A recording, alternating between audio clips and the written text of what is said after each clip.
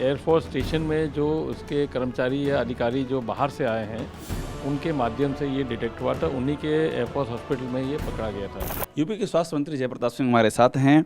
सिंह साहब, आपसे मेरा पहला सवाल है, जो जीका वायरस है, आप लोगों ने इसके बारे में पूरी जांच पड़ताल की है, तो कानपुर में जो ये दस्तक दिया है इसने, जो कानपुर इस समय हब है, तो वो कहाँ से आया है? किसी एयरपोर्ट से इसका आना हुआ है? किसी एयरपोर्ट पर लोग आए गए हैं, वहाँ से आया है? क्या जानकारी मिली है? जितनी भी जानकारी हम लोग के है कि एयरफोर्स स्टेशन में जो उसके कर्मचारी या अधिकारी जो बाहर से आए हैं उनके माध्यम से ये डिटेक्ट हुआ था। उन्हीं के एयरफोर्स हॉस्पिटल में ये पकड़ा गया था। और तब से जब तक इसको चिन्हित कर दिया गया तो उनके जुड़े हुए लोगों का एयरफोर्स के अंदर बाहर पहले 400-500 स्क्वायर मीटर के अंदर हम लोग ने जांच करवाया था। फिर धीरे धीरे कुछ और निकलने लगे तो इसका परिधि बढ़ा दिया और अब इसको देखा गया कि कानपुर में लगभग 89 केसेस अभी तक चिन्हित हो चुके हैं। तो 6 किलोमीटर के रेडियस के अंदर परिधि के अंदर ये केसेस निकल रहे हैं और स्पॉट मैपिंग करके उन क्षेत्रों को अलग अलग आइडेंटिफाई कर लिया है। आप बात कर रहे हैं चकेरी का जो एयरफोर्स स्टेशन है उसकी बात कर रहे हैं कानपुर में, तो वहीं से ये ओरिजिनेट हुआ है? हाँ, वहीं से हुआ है। और कानपुर में 6 किलोमीटर के अंदर अलग अलग क्षेत्रों में ये पकड़ा भी गया है, पाया गया है। और जितना ज़्यादा हम लोग कोशिश कर रहे हैं चिन्हित करके उनका उपचार तत्काल करा दे रहे हैं। तो एयरफोर्स का कोई कर्मी आया था और उसी के संक्रमण से फैला है? हाँ, वही सर है। अब मुझे बताइए, कितना डेडली ये वायरस आप लोगों की जानकारी में अभी तक जो वैज्ञानिक या चिकित्सा विशेषज्ञ बता रहे हैं, कितना डेडली वायरस है ये?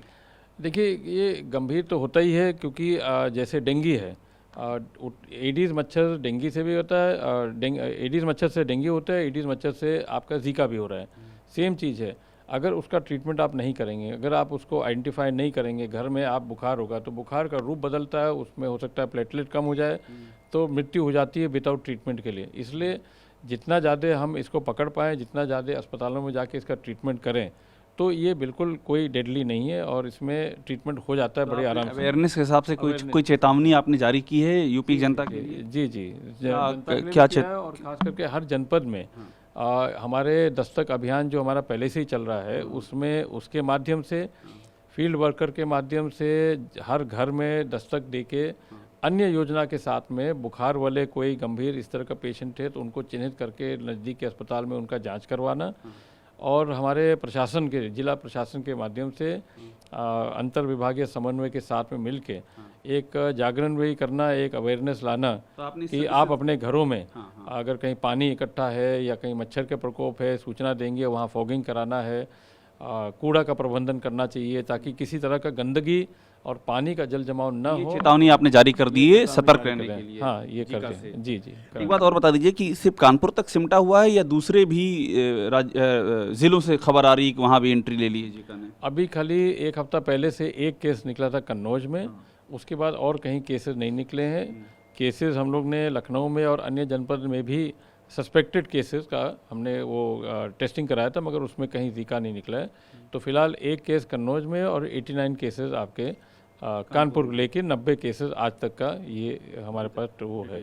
आखिरी सवाल आपसे, कोरोना की इस समय क्या स्थिति है यूपी में? क्या आप ये मानते हैं कि अब जो तीसरी लहर की बात की जा रही थी, तीसरी लहर आ सकती है, ऐसी कोई स्थितियां अभी नहीं दिख रही हैं या अभी भी इस बात का अंदेशा है? अभी की क्या स्थिति है? देखिए, अभी तो इस तरह का कोई अंदेशा नहीं दिख रहा है क्योंकि दो चीज़ हमारे साथ साथ चल रहे हैं। एक तो तेज़ी से वैक्सीनेशन हो रहा है जिसमें हम ऑलरेडी लगभग 70% पहुंचने जा रहे हैं फर्स्ट डोज का, और उसके साथ अभी भी अगर ये दिवाली के कुछ 3-4 दिन पहले के जो छुट्टियां थे छोड़ के, तो आज भी हम टेस्टिंग कराते हैं RT-PCR और RAT के माध्यम से। लगभग 1,25,000 से 1.5 लाख से लेकर 2 लाख तक हम अभी भी टेस्टिंग अलग अलग टारगेटिंग और फोकस टेस्टिंग लोगों के बीच में कराते हैं।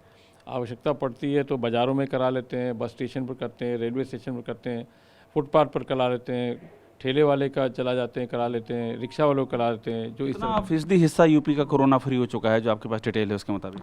अब लगभग अब तो 73 जनपद हो गए जहाँ कोई केस नहीं निकला था। यूपी के 73 जनपदों में कोई कोरोना के कोई एक्टिव केस अभी नहीं है हमारे पास, और अभी सब मिला के माने 83 केसेस हमारे पास रह गए हैं सब मिला के टोटल। मतलब 75 में से 73 जनपद कोरोना फ्री हो चुके हैं? हाँ, लगभग अभी कोरोना फ्री हो गए।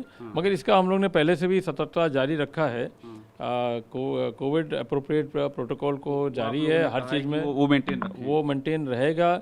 बाय चांस अगर थर्ड फेज़ आता है या तीसरी लहर आती है और किसी तरह अगर केसेस बढ़ते हैं तो कोई भी जनपद में 400 के आसपास के संख्या में अगर केस बढ़ती है, अपने आप वो जिला लॉकडाउन में चले जाएगा। आपको कुछ तीसरी लहर का कुछ अंदाज़ा या कुछ ऐसी अनुमान टाइप का दिख रहा है कि आने आ सकती है? अभी तो नहीं आ रहा, मगर हम लोग पहले से सतर्क हैं और बताया भी जाता है किसी भी भीड़ भाड़ इलाका में न जाने के लिए, अनावश्यक न जाएं, दूरी रखें, मास्क पहने, ये सब हम बराबर अभी भी बताते हैं और इसका मेंटेन करने का प्रयास करते हैं। बहुत शुक्रिया। तो यूपी के स्वास्थ्य मंत्री जयप्रताप सिंह जीका के वायरस को लेकर के जो तैयारियां हैं यूपी सरकार की उसके बारे में बता रहे हैं और कोरोना से जुड़ी भी अहम जानकारी दे रहे हैं कि 73 ज़िले यूपी के कोरोना मुक्त हो चुके हैं।